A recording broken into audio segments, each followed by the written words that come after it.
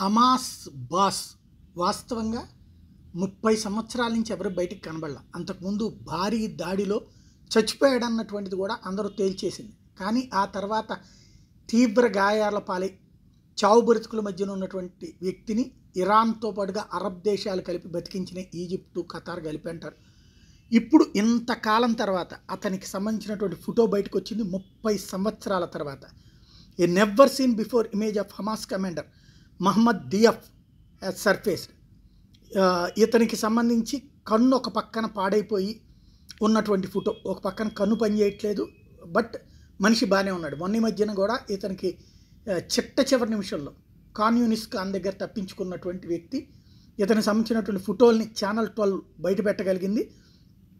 గాజాలో ప్రస్తుతం జరుగుతున్నటువంటి మొత్తం వ్యవహారాలన్నిటి కూడా అతనే కారణం. దాదాపుగా 2018 తర్వాతన ఒక ఈవెంట్ కూడా బయటికి రాలేదు. అంతకుముందు ఈవెంట్లు కానీ వస్తుండేవాడు, ఇప్పుడు అస్సలు బయటికి రావట్లేదు. ఎక్కడ తన పిక్చర్ని లేకుండా జాగ్రత్త పడ్డాడు. ఇప్పుడు అతన్ని బయటికి తీసుకురాగలిగారు. కాబట్టి ఇప్పుడు అతన్ని టార్గెట్ చేయడానికి ఇజ్రాయెల్ ప్లాన్ చేస్తుంది.